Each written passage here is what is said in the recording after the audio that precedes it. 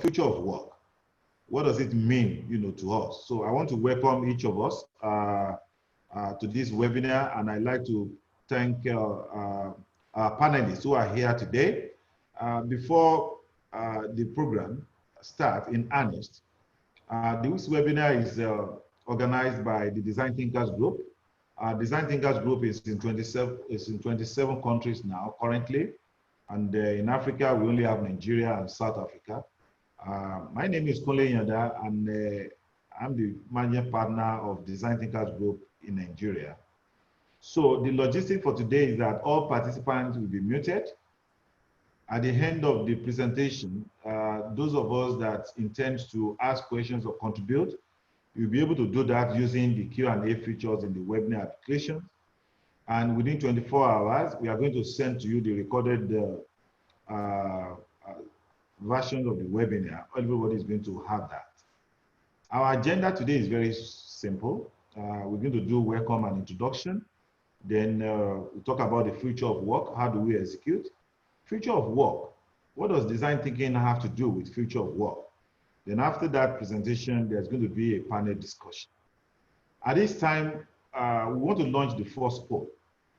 For those of us that are there, if you can, we are going to launch the first poll. So I call on our host to please launch the first poll.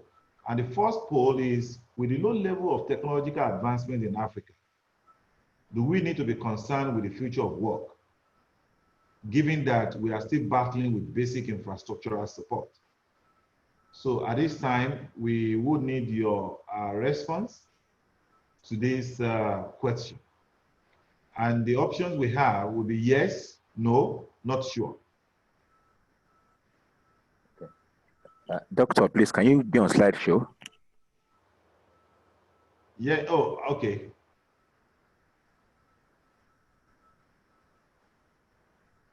All right, do you see my slide now?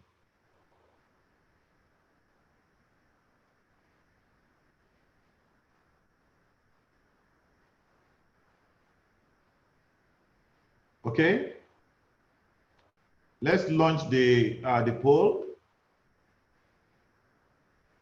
Yeah, it's already launched. People are already responding. Good. Yeah. So more response, please. All right, you may want to share with us the result of the poll. Close the poll and share the result with us, please.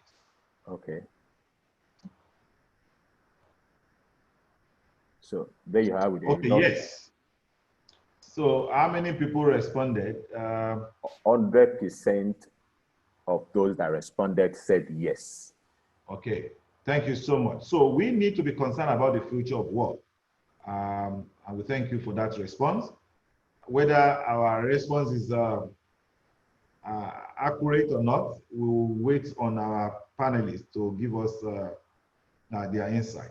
So today, you have myself as your host. My name is Kunle Yanda, and our guest speaker today is Temi Dali. Temi is the Chief Human Resource Officer for Sterling Bank. I want to welcome you, Temi. Thank you so much. Nice to have you with us. And also with us this afternoon is one of our partners, Dirin Oloruntoye. Dirin is in charge of digital transformation and also an experienced senior facilitator with the Design Thinkers Group. Dirin, happy to have you again. Thank you. Good afternoon. So our objective today is actually to enable us to think constructively into the future. Let's look into the future, either as an employer or as an employee. What does the future hold when we talk about the future of work? The second poll that I would like to launch is, do you think that the advancement in autonomous technology or intelligent machine will make every job replaceable in the future? What do you think? Let's launch the poll. Okay. Yeah, poll is launched.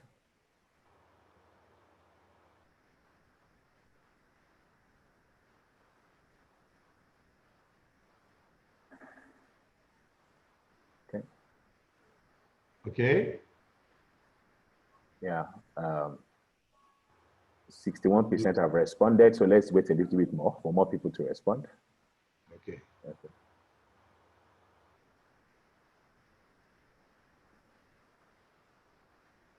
Okay, now okay, we have... should close the phone now, please. Yes, yes. So there you are with the results. Okay, so the result we have, 13% believe that autonomous automations and intelligent machines could make job replaceable, every job, 13%. And 69% said no, 19% are not sure. Okay, thank you so much for the insight that you share with us this afternoon. So we are in the era of automation and intelligent machines. People have different opinions as to what kind of job can be replaced. We are also in the era of remote work. Remote work seems to have global acceptance now with all the research that have been done and the findings published. Then we also talk about shifting skills. It seems that we are in the era where skills, the kind of skill that is required by various organizations keep to be changing rapidly.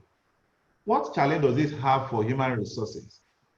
The human resource is concerned about finding the right set skill for the organization so that the organization can scale and can withstand disruption. So I want us to bear in mind the following question. What will be the fate of the roles, the role that you play, or the skill that you have, or the job that you do in the future? What will be the relevance of all of those? Then how can we prepare for the future if it's difficult to define that future? How can an organization attract, keep, and motivate workforce in this new era of work? And the final question, can design thinking approach facilitate new way of thinking? Can it help organization and its employee prepare for the future and maintain competitive edge? What time are we in? The time we are in is a time that we cannot afford to sit on the fence. Whether you are in developed or developing nations, whether you are in paid employment or you have your own employment, you are saying that when you talk about the future of work, is a time that none of us should sit on the fence. And we can only prepare for the future by understanding it. Our participants today want to know, how can we effectively and quickly respond to the changing demands of our customers? And our customer can be your leaders, internal customers, or your managers, or it could even be the real customer as you know it. How do we redesign process and structure to adapt to disruptions? How to develop skill set or skill strategy that meets changing needs? And finally, how do we develop skills more quickly and upskill employee to meet the changing needs in our operating environment? So on that note, I'd like to welcome Temi. Temi will take us through this, and I believe we are going to have an exciting time with you, Temi. Temi, thank you so much for being a part of the discussion this afternoon.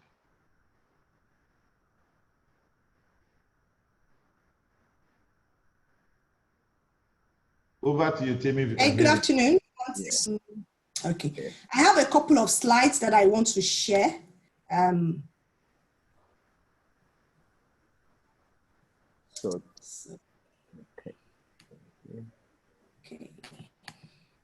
So just let me know when you can see that, and then I can kickstart. Yes, we can. We can see you now. Okay. Trying to put it, I want to put it on slideshow. So that's okay. Are we good? Yes, we can see. Very okay. Good. So I'm going to start my presentation with a quote by Charles Darwin, who says that it's not the strongest of the species that survives, nor the most intelligent. It is the one that is most adaptable to change. And I'm sure that everybody will agree with me that we're indeed in interesting times with all of the evolving mega trends and disruptions that are happening around us. When you look at globalization, you look at digitization, you look at the rapid change in technology, all of this has greatly impacted the way we live and the way that we work. My second slide just shows a bit of transition from how work has evolved and how the industries have changed. The experts or research shows that we're in industry 4.0.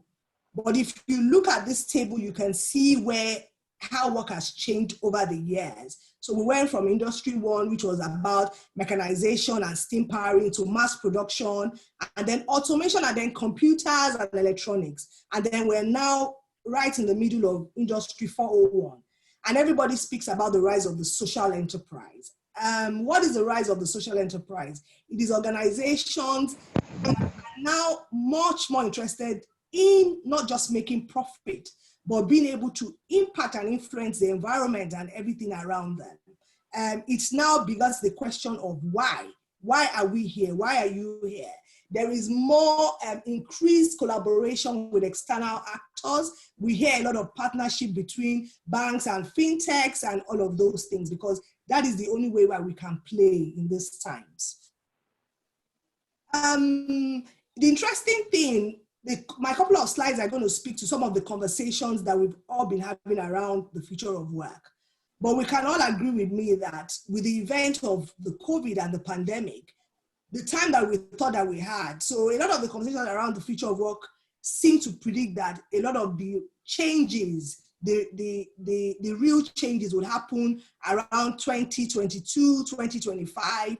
But we can see that COVID has actually fast-tracked all of that. I mean, the first speaker spoke about remote work.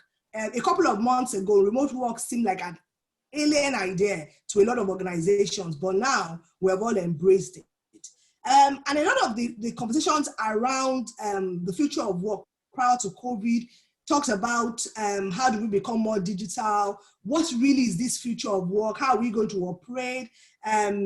With automation and artificial intelligence, does it mean that all jobs are going to be redundant and all of those things? And there are two powerful forces that are shaping how we look at the future of work, which is the growing adoption of artificial intelligence in the workplace and the expansion of the workforce.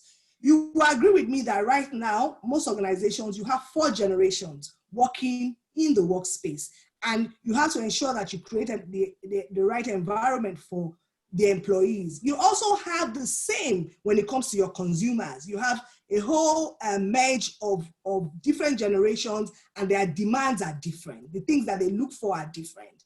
And so these are the thoughts, these are the points of conversations prior to COVID.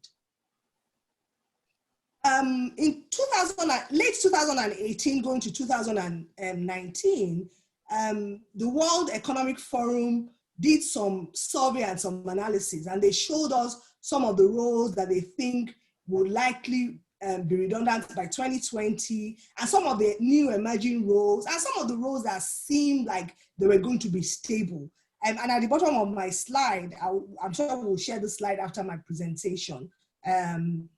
It speaks to the impact of, the impact of technology, big data, artificial intelligence, and all of that. The interesting thing, like I say, that the time we thought that all of those things will happen 2022 going to 25, they're actually happening now.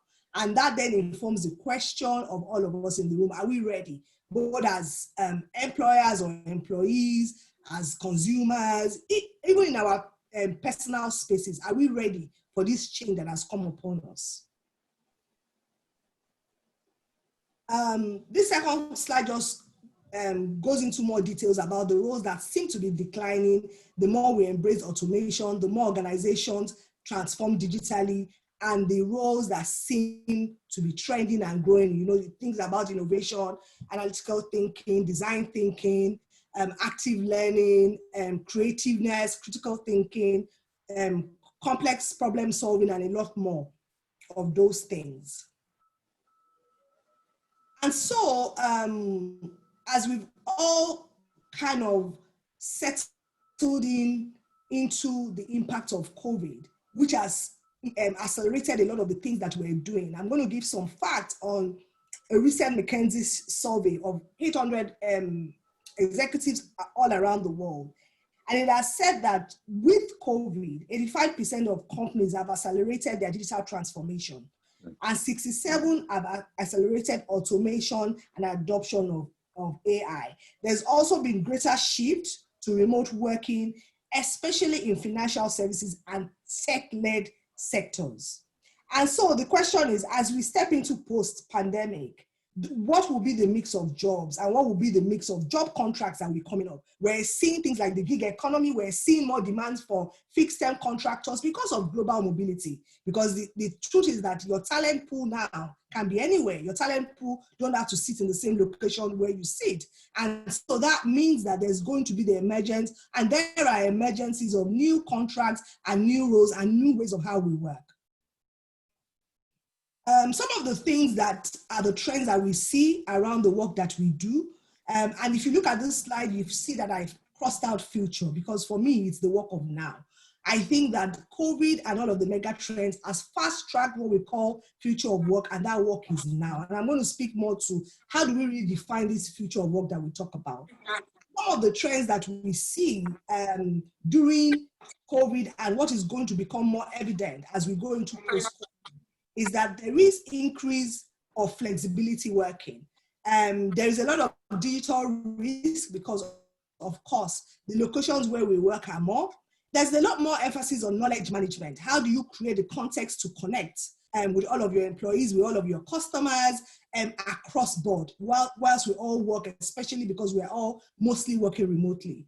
How do we expand the employee role to now begin to think about social safety? Because now health and safety has become something that is very critical and that is on the table as part of the offerings or part of the proposition that the employees have to put in the table. But some of the things that we as HR have to begin to think about. The other thing is holistic total rewards. How do you begin to think about rewards from a different perspective and not just monetary? Because those are the things that we're experiencing now.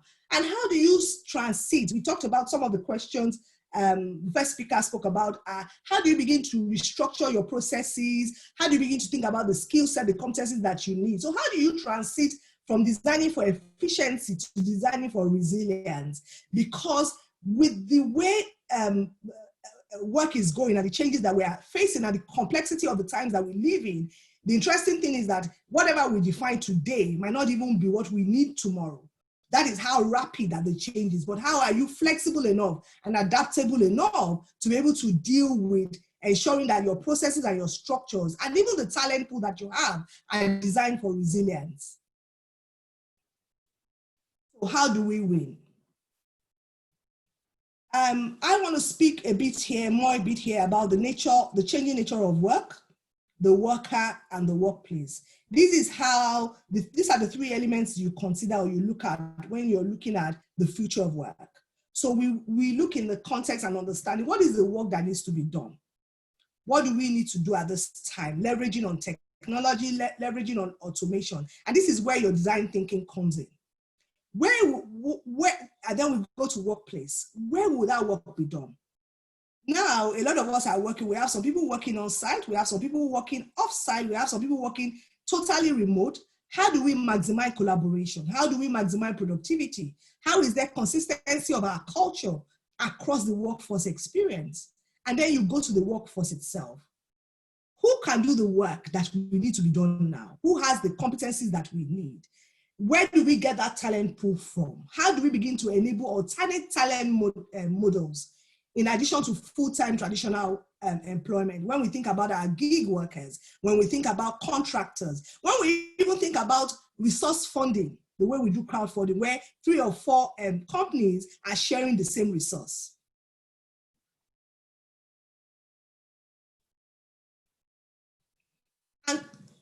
And so this slide speaks to what us as HR professionals we need to focus on. So there are 4 cardinal points that I'm going to be speaking to. So the first thing that we need to rethink is the employee experience, taking into context the way we do work now and all of the environmental factors. What will be your revised employee value proposition post-COVID? How are you driving employee engagement? And how are you going to sustain human connection despite the new normal? Because you're going to be having multiple categorization of your workforce. And how are you going to deal with that? How are you going to leverage on collaborative tools to optimize productivity and ensure that there is job satisfaction? and also the retention of your high posts and your talent. For the very first time in the labor market, we are witnessing where the market is now an employee's market, because individuals are more empowered because of the paramount shift. They are more demanding, they're asking for more, and they're actually driving the changes that we're experiencing in the workplace. And so all of these are things that as HR, we need to ensure that we're keeping a close eye on. Then the people-machine conversation. Of course, the more you adopt technology, the more you enhance what you do, leveraging on AI, on machine learning, on automation, you're going to be having a mixed blend of people and machine conversations. How do you ensure? How do you hire? How do you engage? How do you retain? How do you reward? And then you also think of how you still ensure that you keep the spark on so that people are connected, still connected to the vision of the organization. They're connected to the soul of the organization. They're connected to the purpose of the organization, that you are in the driving seat as the head of HR or as HR professionals or the CHRO. And then I'll speak a bit to the business, because the truth of the matter is that whatever we do from the people perspective, if it's not aligned to the business, if it's not enhancing the objectives of the business or the goals of the business, and that means that we have failed. Everything that we do from a people perspective has to feed into the focus of the business. And so as business owners, as people who are running businesses, as CEOs, as managers of businesses, the key things that you have to be thinking about as we transit into post-COVID are these couple of things. The first thing is agility. How do you ensure that you can run processes and structures in place that make sure that you get your products or services to market as quick as possible? How do you ensure that your processes are nimble, that your structures are nimble, there's no bureaucracy, there's nothing stopping you from going to market as quickly as you need to do? How are you leveraging on technology? How are you ensuring that your technology design is enhancing your business and not being a roadblock in your business? And then customer focus, because right now you're going to be serving your customers both offline and online. How do you deliver a great customer experience? How do you ensure that the experience is seamless and is the same across board, so that you retain your customers and they can recommend your services or your products to other people? How then do you also get the talent that you need? How do you redeploy your talent? How do you know the talent that you need for the future of work that needs to be done?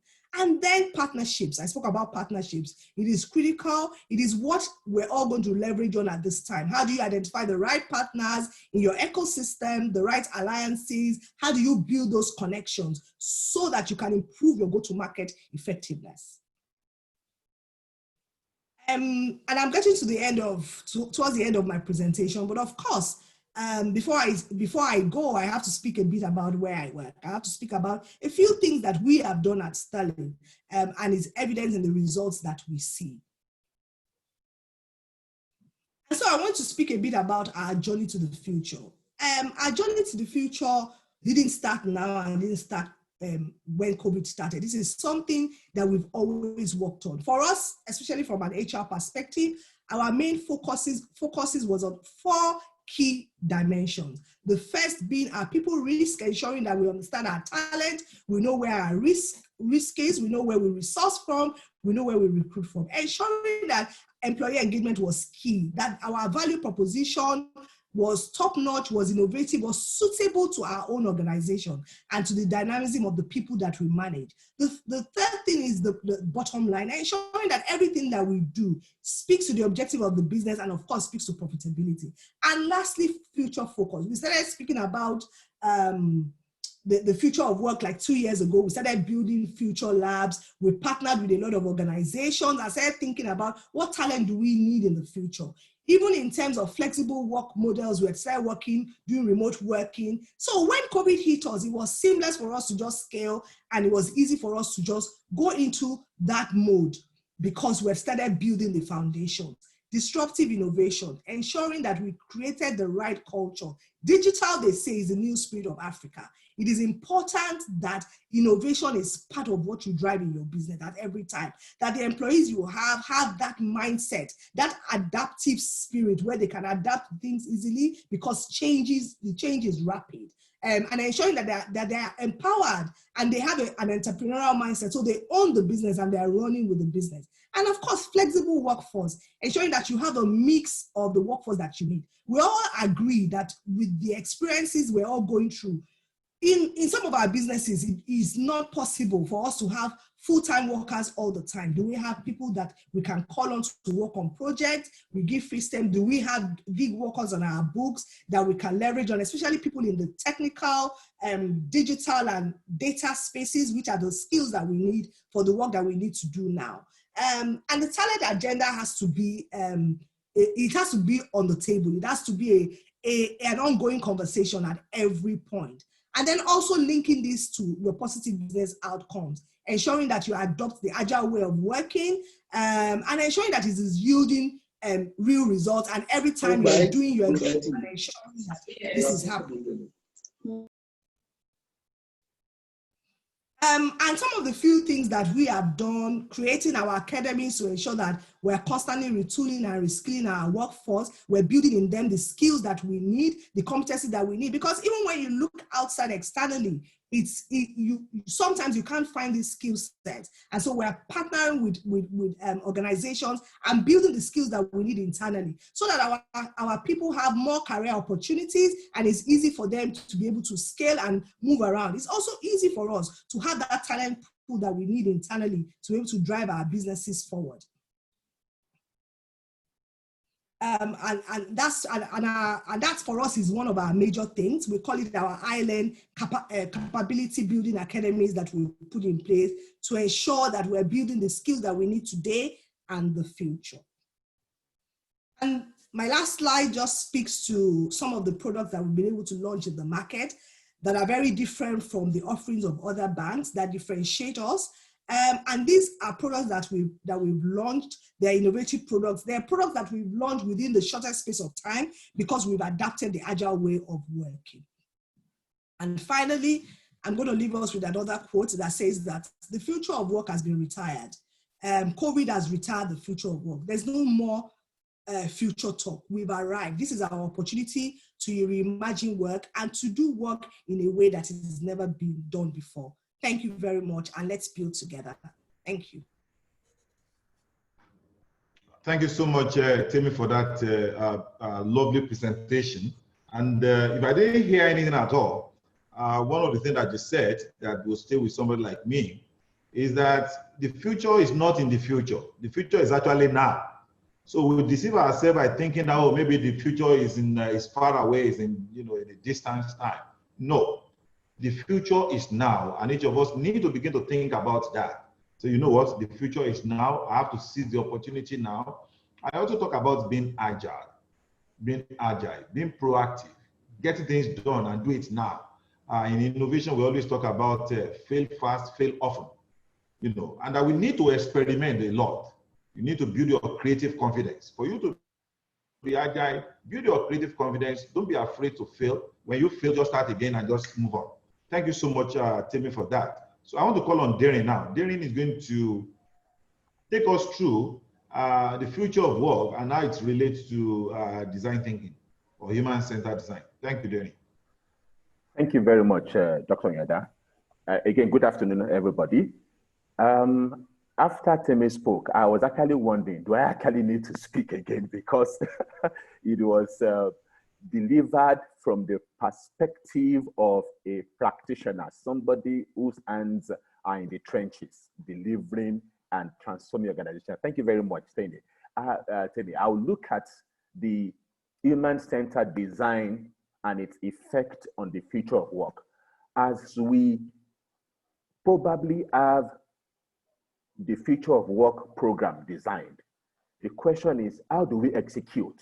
From the words of the great Michael Porter, who said that it takes 3 times the effort to execute a strategy as compared to the effort that was used to design the same strategy. So when the rubber hits the road, what are the things that are important? I will start also, thank you, Temi, from the perspective of the World Economic Forum, because that is really, let's face it, that's the de facto body that organizations and countries depend on for direction on digital and the future of work. And from the same report that Temi, quoted from, one of the submissions there is that between 2015 and 2020, 35% on the average. Now, please note, of the core skills of organizations across different sectors will change. Obviously, you can see that the most impacted, if it's broken down, is the financial services and investor sector, where it is forecasted that 43% of the core skills. Now, this is not business support skills like finance, procurement, HR, even though all of those departments are now becoming core business functions as businesses are transforming to digital businesses. But the core banking itself, wealth management, investment management, the core skills required, about 43% of those skills will change between 2015 and 2020. Now, that is from the World Economic Forum. Also, if you look at the right, you will see the impact of this across countries.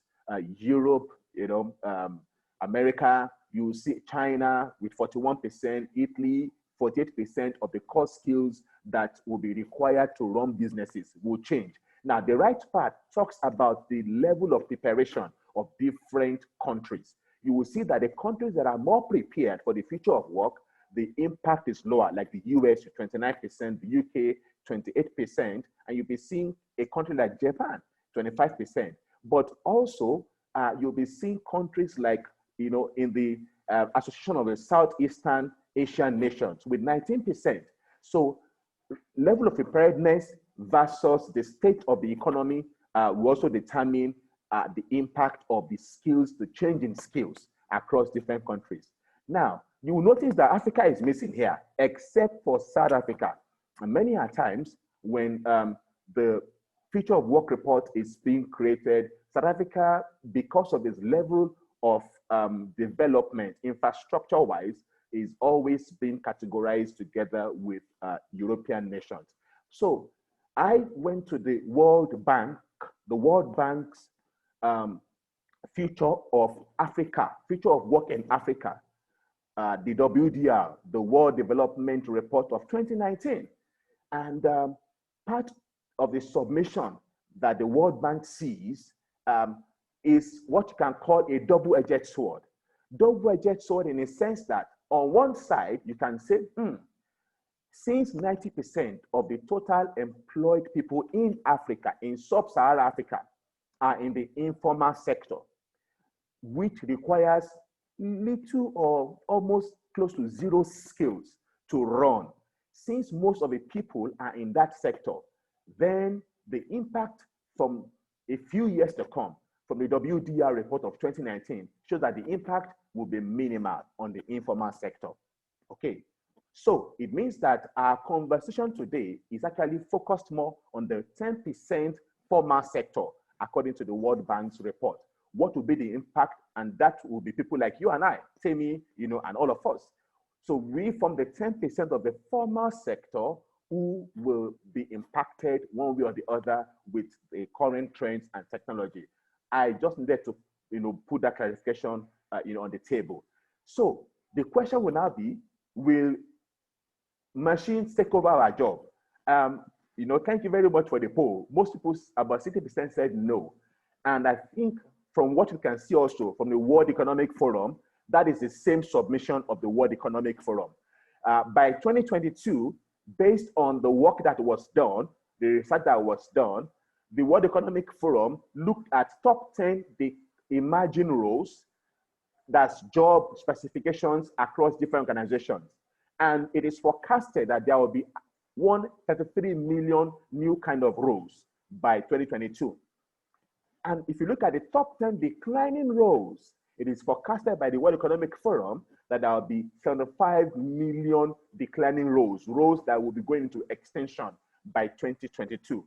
So if you do a net, quick mathematics, do a net of that, that tells us that actually the future of work presents a big opportunity because more roles, 58 million new kind of roles net is a positive, difference, not negative difference.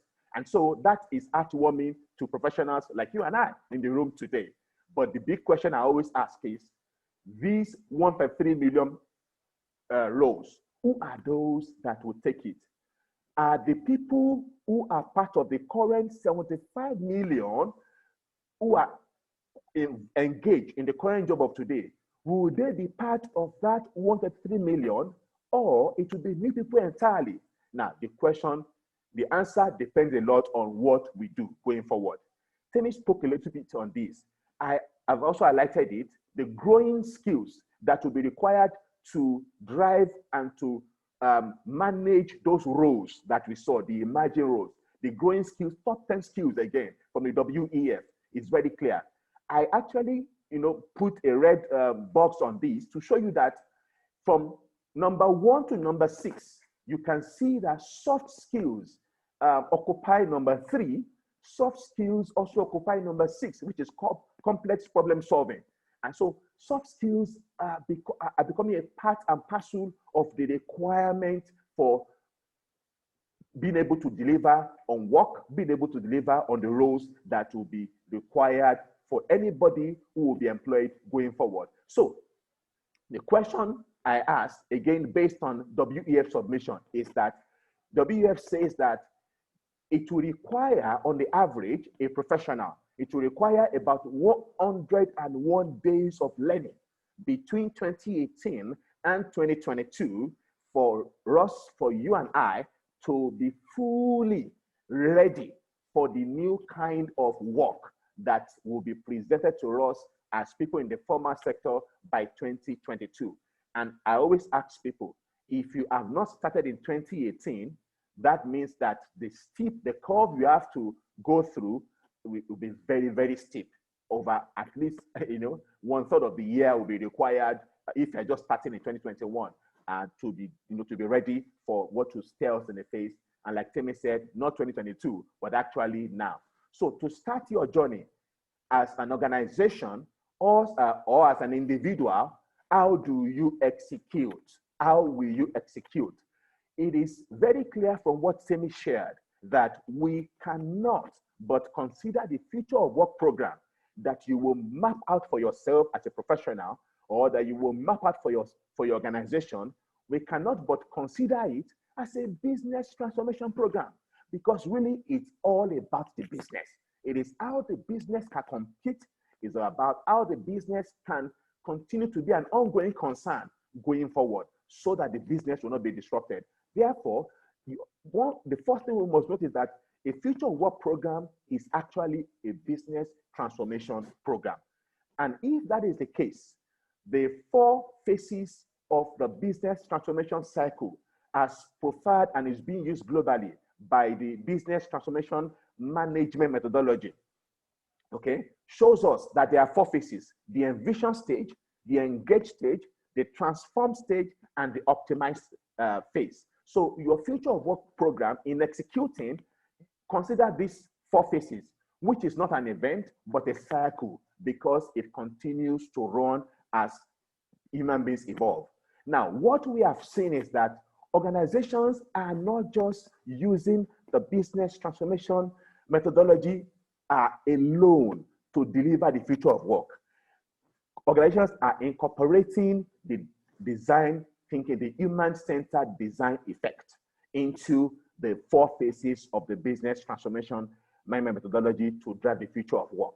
Now, the first phase, which is the envision stage, now, that is where you determine the digital aspiration of the business. Like Temi said, it's about the business. But look at the second critical thing at the envision stage, the stakeholder mapping. There are multiple stakeholders in your future of work program. Even if it is a personal program, for you as a professional, there are multiple stakeholders. You are not the only stakeholder that you have to consider. Then the talent gap at the envision stage is where we look at assist what currently exists and where we want to be based on the aspiration of the business. and we create a talent gap. And like Temi will attest to, there is what we call today the talent war. Companies want to fill the gap, and there is so much, struggle and fight to get the best talent. And this is also the stage where you answer the question, why? But to be able to answer these questions, companies are doing it exceptionally by bringing the design thinking model into the picture. At this stage, companies empathize. When they empathize, they also reframe the initial business aspiration they think they have and its effect on the future of work. And one of the things I've done here is that design thinking, which you see the effect here, helps. One of the things we do at DTA is to start with the stakeholder mapping. I've tried to do a stakeholder mapping here for a typical organization as it relates to the starting off of your future of work program. And you will see that at the center, now, if you're a professional, if you're a single person using this for yourself, definitely you will be at the center. But sometimes you may also want to look at the board as being at the center. Now, this is a debate I will throw to us. Who should be at the center? Should it be the board, or should it be the professional, the employee, who should be at the center of this stakeholder mapping? But other stakeholders that we must consider in our future of work program becomes very critical. HR itself as the driving force behind the future of work program, the EXCO, what are the demands, what are the goals of the EXCO, the management committee, the customer, and then also, if you extend the map again, you will see other people that will have influence on your future of work program, other stakeholders like educational institutions. You will notice that many companies now have alliances with business schools. Those are the things we're talking about. Government agencies, vendors, and then learning and service providers. These are the stakeholders that we must consider when we are envisioning our future of work roadmap. Okay? Now, also, we must ensure that we build empathy, because to properly understand the stakeholders, you have to step into their shoes. And what we do at the Design Thinkers Academy is to actually build empathy with the stakeholders. Many a times, like we have seen, the stakeholders, you may have to build empathy with all the stakeholders to understand the perspective of the different stakeholders to your future of work program. And that's why sometimes, it can take close to about a month or 2 months before a consulting firm will work with you to deliver a proper human-centered, human-focused future of work roadmap. But you have to stay with their word, you have to appreciate their feelings, understand what they are looking at, their constraints, to move with the organization. So when this is done, what you will be getting out of this phase, will be what is the work, like Temi said, who is the one that will do the work, and where will the work be done. And I will not go through this so much because Temi mentioned this.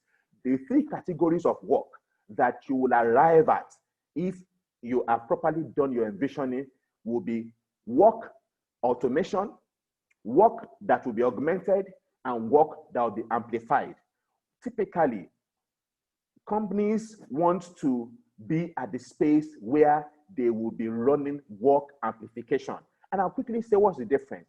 Work automation are the kind of work that will fully be taken over from step 1 process. If a process has 10 steps, step 1 to step 10 will be completed by a robot.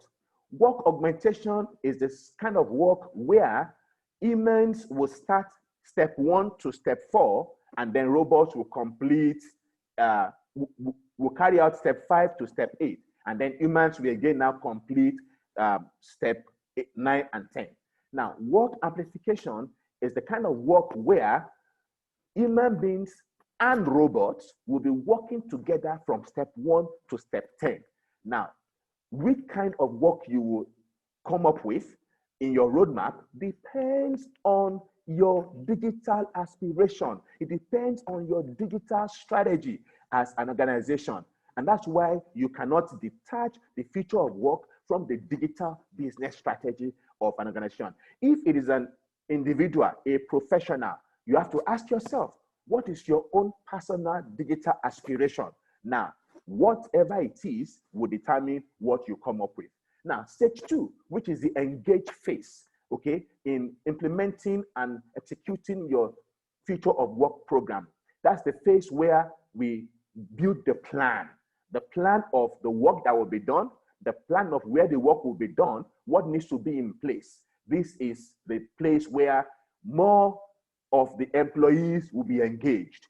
Typically at the envision stage, many companies engage the multi-stakeholders. They are representative of stakeholders. But by the time you move to the engage stage and leave the envision stage, now you have to engage with the employee. The employee now, because really employees are the ones that will execute. And that's at that phase, we reframe again. Sometimes by the time the roadmap, the aspiration is presented, you may have to reframe your future of work challenges across different areas.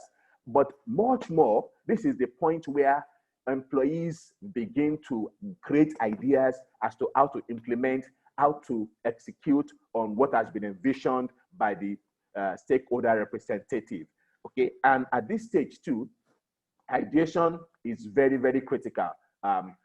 Considering a customer and employee journey map also becomes very important. These are the tools that design thinking brings into the picture of the future of work roadmap. Do you have the employee journey map for learning? Do you have an employee journey map for recruitment? Do you have an employee journey map for performance management? Now, the different areas, different ways you will need to measure the effectiveness of the work that is being done, and those doing it, it is important to conceive the journey from beginning to the end and see the highs and the lows. What are the things that are frustrating the employee? What will frustrate them? And what are the things that will make them happy?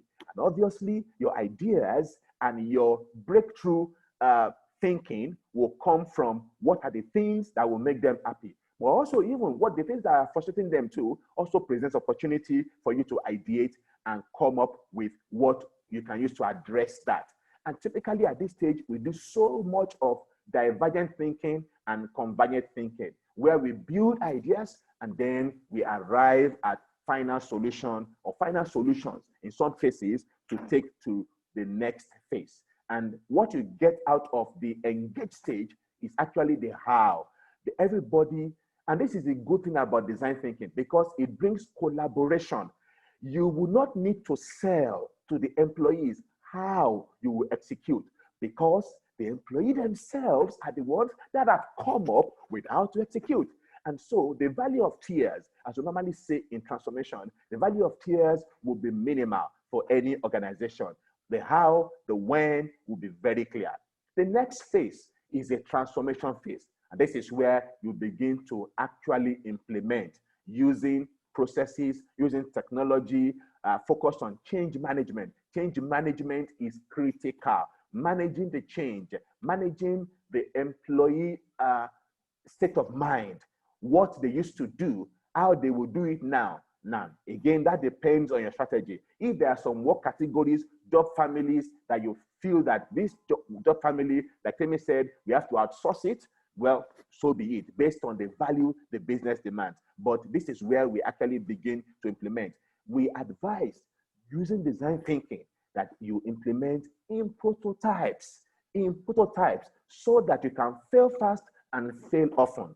If you begin to do a full-blown rollout immediately from the engage phase, you will not learn from what will not work and what will work.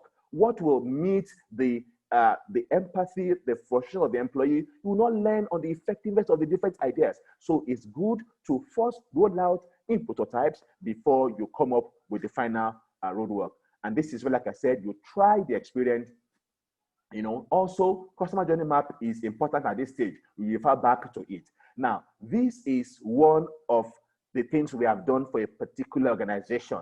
This is a prototype of a particular succession planning program for a bank in Nigeria. And like I said, this is where we bring it to life. We bring the ideas to life. Also, another organization too in Nigeria too. This is, the way the employees, again, began to map out what it is that they will implement. And it's fun, it's interesting, it's engaging, and you get the buy-in of the employees right there and there. Okay. So the last phase, which is the optimized phase, after you have implemented, then you definitely have to continue to measure. You have to internalize, ensure that everybody is on board, and you have to measure the performance of the different initiatives that you are running, the different projects in your program that you are running, for your future of work. Most of the things companies do, and this is where we should try and not make mistake. Things that companies do at this stage is that they focus more on learning, but it's way, way more than learning. Like Temi said, the things you will measure goes beyond learning. You analyze your success, and at this point, reports, feedback, and dashboards become very important, and having them in real time becomes very important. People go to the extent, and this is the icing on the cake, putting in place people analytics to be able to optimize. And you will notice that even when you get to the point of people analytics to optimize, it is not only about data alone. It's also about the mindset of the employee. How do you capture the mindset? And that is the edge that design thinking brings. Ultimately, you want to implement a LURL cycle: learn, unlearn, relearn, and learn cycle. So I'll close with the words from this great writer, Dennis Leon, who said that employee experience, customer experience, and employee experience are now the two driving forces of business. Your digital business success, which is the pivot of your future of work, please note, is always in the hands of the most important asset, which is the people. And unless you are able to build empathy with the people, understand them, that's the employee, and all the stakeholders involved, build empathy with them, understand them, and co-create with them, it will be difficult to have the outcomes that the business require mapped to the strategy that the business requires. But when you show love to the employees, then the two of them will be achieved. Thank you very much. Okay, thank you so much, Darren, for that highly exhaustive presentation that you have made this afternoon. So what we want to do, thank you everyone for your time. What we want to do now is to go into Q&A. And the first question that I have with me here says that how could, that when we talk about the now of work, which is how we should work now, especially if you are talking about remote work, that in a country like Nigeria, in a low resource country, how can organizations or government, how could they make the process to be more user-friendly, to be easier for the employees, especially when you look at, it's doing by there is no power and somebody has to work remotely, maybe the internet is misbehaving and all of that. So how could organizations support employee in this situation so that the employee can have a seamless experience to be able to deliver what they are meant to deliver? So I'm going to ask Temi. Temi, do you have any insight? Let's know how you guys have supported your employee at Sterling Bank, who are probably also facing the same challenge, as has been said by one of the participants here. Thank you. Okay. Thank you very much, Mr. Olukunle. I think it depends on how the employer looks at it. So for me, if you are funding the location where work is going to be done, then it doesn't matter where that work is going to be done because you will fund that location. What do I mean? If you're going to run an office 9 to 5, you're going to ensure that whether it's your gen, it's powered, whether you have internet services and all of that. If that office is no more occupied, why don't we take the same resources and then empower the employees? Because it means that whether they're working from home or wherever, that becomes the office. So you're funding your office because you have to fund the location where the work will be done. And so you then begin to think about, do you replace certain allowances? For instance, transportation allowance. If a role is a fully remote role, it means I'm not going to be paying transportation allowance. Can I then convert that to data and power? Because at the end of the day, it's not going to cost me any different. And so it's HR being creative in that way. And you find out and that is where the power of partnerships and alliances come to play, because you find that when you're doing bundle buying, like you want to buy data for employees, the more volume you have, the more negotiations you can have with the telcos and all of those arrangements. And then you're able to provide those work tools for your employees. And then you also think of, because what happens is that once the work environment, the where the work will be done, once is properly enabled, you're going to get increased productivity. It's also going to be a win-win for the employee, because you then get better work-life balance, or like we say today, work-life integration, because actually everything is now blurry and it's integrated. We're all doing everything at the same time. So it's really us focusing as employers on the outcomes that we expect from the employees, rather than trying to put them in a box of 9 to 5 or a particular location where they get the work done. In addition, the benefit for employers, which is what I say, is that COVID has just expanded our talent pool. It means that I don't have to be restricted to recruit only in Nigeria, because the experimentation of this time has shown to me that my employee can be based in the US or the UK or India or anywhere in the world if they have the competencies that I require and they deliver on the work that I expect them to deliver on. And so for me, I think that is liberating for employers. Thank you. Thank you so much, Timmy, for that response. Now, you just said something that is very interesting, that COVID has given us a lot of opportunities. We can recruit from anywhere. We can work, from anywhere. Now, the question I want to ask is that what do you think employees need to do to stay competitive and to be relevant? We've already talked about the skills. What do employees need to do individually? Because, take for instance, the organization may say, you know what, I want to employ somebody from Dubai or from India or from Bangladesh or from anywhere. So how do we ensure, especially for those who are in Nigeria, how do you ensure that the employees or the job seekers stay relevant and they are competitive? What do we need to do to achieve that? Thank you. I take that back to you, Timmy, please. All right, thank you very much. I think for me, I think it was the second to the last slide that Darren had up, and I think that just sums up the answer to this question. You learn, you unlearn, and you relearn. We all have to become lifelong learners.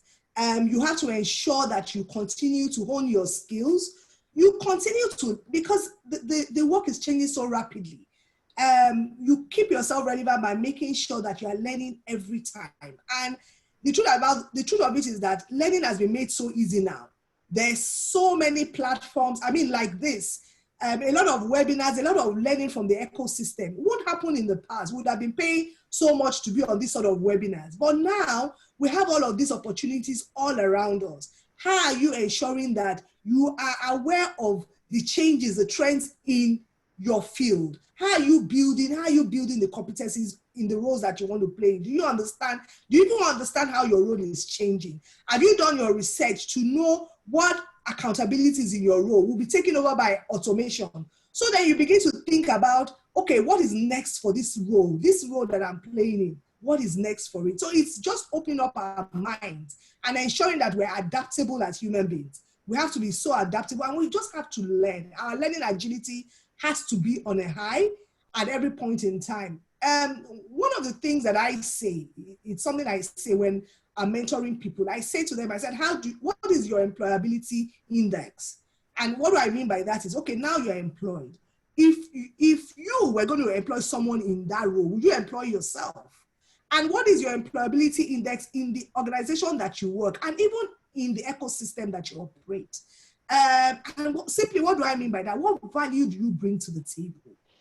Are you operating at an average value, or once you operate at a high level, you ensure that you try to become the expert in that space? So if you're an accountant, you find out everything that it needs to be the best in your field. If you're an HR person, find out what you need to do. Do you need to learn a bit of digital? Do you need to learn a bit of data? What do you need to do to stay relevant, to ensure that you are adding value, and to ensure that your employee index is always at top notch? Do evaluate yourself all the time. Do a self-reflection and make sure that, am I delivering value?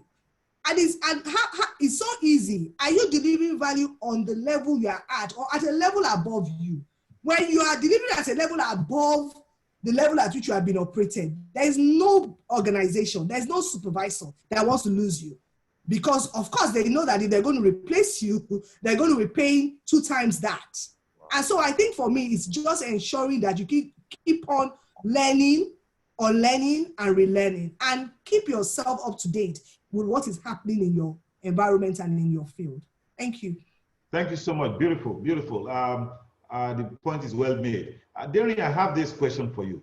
How can I, as an individual, apply a design thinking mindset or a human-centered design approach in my career development? I'm not looking at Sterling Bank. I'm not looking at any of my organization. I'm just saying myself. Is it possible for myself to use a human-centered thinking approach to actually up my skill and navigate my career path in a way that I'm able to fulfill my potential? Okay, thank you very much. So design thinking is good to know that you can apply it at individual level and also at a corporate level. Why? Because it is first and foremost about people. So as long as I am a person, that means that design thinking concept can be applicable to the situation or to the process that concerns me. And so how do I go about it? As an individual, the question is to understand who I am as a person. That's empathy. That's building empathy. I should step into my career shoes, and I'm probably take the approach that Timmy mentioned. Okay, see yourself as the colleague sitting beside you, and try and step into the world of yourself, and ask yourself, who am I? Who I am? You know, what kind of things are the things that I'm going through now? What are the challenges that I have now with respect to learning? What will impact me going forward? If I'm an accountant, who am I? I'm an accountant. Okay, beautiful. That's who I am. Now, as an accountant, what do I know? 2, the skills that I have as an accountant, how much is it impacting the organization today versus how it was impacting the organization 3, 4, 5 years ago? In other words, I need to understand my world, both internally, I understand my world, and externally. So that's the first level, empathy. Understand who I am, understand all the stakeholders that surround me, understand the situation, the context, my context, we call it context map, the context of who I am and the things that affect me. Now, that is doing a high level of soul searching. Okay, if you want to call it that, soul searching. And being able to document all of this is important because we can lose, this information. So once I've done that, then the question will now be, so what do I need to do to be able to meet up with the demands? What kind of work? If you look at the declining roles, you will see that accounting, clerks, dexterity, memorizing, those kind of skills, they are declining skills. So understand from standard information sources, what kind of skills do I have now that are declining? And which ones can I, navigate into going forward? The WEF has one navigation tool, even though it's more structured towards a Western country. For example, an accountant, the kind of similar jobs that will not decline by 2022 that an accountant can navigate into. the WEF, what they're from, as that in its future of work report. These are the things to get and understand what can I navigate into vis-a-vis who I am and what are the things that I like. I think that will help a lot, but it requires one to sit down, understand himself, understand what impacts me, understand what do I need to do. Where do I need to get the skill? If I don't have the money, how might I get the funding? How might I be able to get the skills, even without payment? So if I don't have so much money, then where are the resource centers where I can get those kind of skills without paying? This is a detailed, you are a consultant to yourself that you have to do. YouTube presents information, a huge load of information for people, learning and training for some people. Okay, there is this boy who learned sewing, and he learned it from YouTube.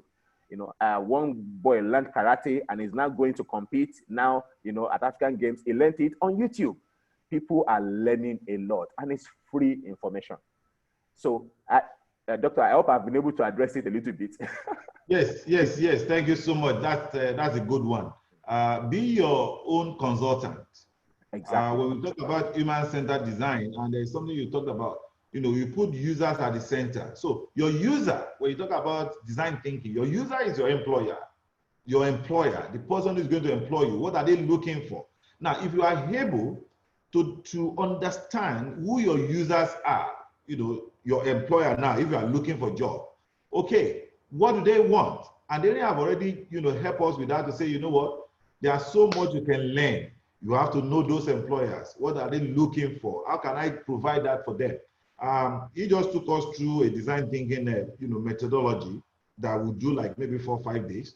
And now it's like you're getting it for free, apart from doing all the learning by doing kind of a thing, that is missing. So what we are saying is that we have to do our own context map. What is the trend that you can talk about? The political trend, how does it affect you? How does it affect your organization? How does it affect you as an individual? What is the industry trend? The industry where you are operating currently, what is the trend in that industry? What about the technology? What are the technological trends? How does it affect you? How does it impact on what you are doing? Your job title, your skill, and all of that. These are stuff that we need to do. In design thinking, we always talk about the opportunity space and the solution space. The opportunity space is where you have to discover and define. Okay, discover, define. Whereas when you get to your solution space, that is where you have to develop the solution, and you have to deliver. So you develop that solution to yourself as an individual. And if you talk about your organization, for instance, which Temi has addressed sufficiently well, how do we put our users at the center of what we do as HR practitioner? Your users are your employee. But you know what? The organization will not do everything for that employee. You know the reason why? Because now they can get those skills that will work remotely. Because when we talk about remote work, we are saying that people don't have to come to the office doing 9 to 5 anymore. Okay, so each of us have that responsibility or the duty to ourselves and to our organization, that we are able to stay afloat, that we are able to withstand the next disruption. COVID is a disruption, but people are already talking about the next disruption. So that disruption, when it comes, will I be ready? There's another question here that says, with the new age of learning online, are certificates still relevant when employing people? That's interesting. Because young people sometimes just have to go to school because it is a prerequisite. I think the two of you have to handle that. Now that people can learn so much online, especially YouTube and all of that, do they still need to have certificates? So how do we handle that? I will gladly defer to Temi. She does recruitment every day. All right, so Temi, can I walk to your office and just tell you that, what, I can do this, I can do this, I can do this, I can do this, but you know what, I don't have a university certificate. Are you going to employ me? Interestingly, in some roles, we've started to see that the emphasis is not on the university qualification, it is on the skill. So if I give you instances like roles that are very technical, like a lot of our developers that are outsourced across the country. A lot of them have certifications as opposed to a university qualification. And when you also look at people in the creative space, so those jobs are there. And a number of organizations, international organizations, for example, Google, they've announced that this is something that they're considering. I believe that there is going to be a major disruption in education. I believe that in a couple of, maybe even months or years, for instance, we partnered with an American university and we're looking at doing what we call an apprenticeship style, where they're both schooling and working for us at the same time. We just launched that program.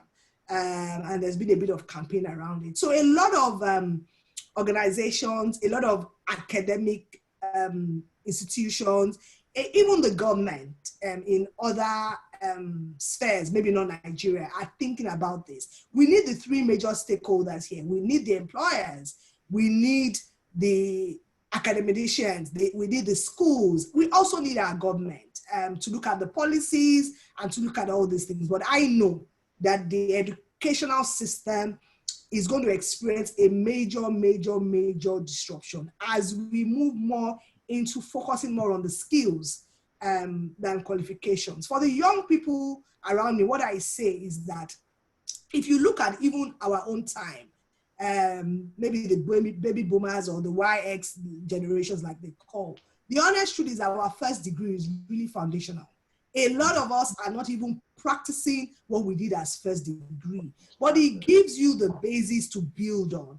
And so really, university qualifications at that level really just gives you, I mean, we know of engineers who are working in banking. We know of accountants that are doing technology. So really those first degrees give us that foundation for us to build on. So even if you're doing your degree, you must look at relevant skills in the field you want to play in and begin to build those skill sets so that you're relevant for the work that is available today. But it's going to be majorly disrupted. Positively, I believe. Thank you. I agree with you 100%. That one of the sectors that will be seriously disrupted, especially in this country, is going to be educational sector. I know the reason why. I really don't have to go to Harvard or MIT to even have their certificate now. Yeah. Okay. I don't have to.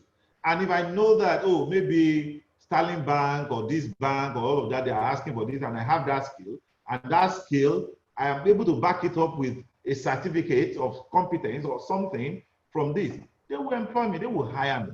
So what we are saying is that learn as much as possible. I have a nephew who is just barely in secondary school. I'm just finished secondary school. And he is one of the best software, programmer that I've ever seen. And this guy is already getting jobs and all of that, even while in secondary school. So you will have jobs like that, okay, that will require that it's your skill that we need, not necessarily your certificate and all of that. Okay, I want to call on, we have someone who wants to make a contribution here. Dr.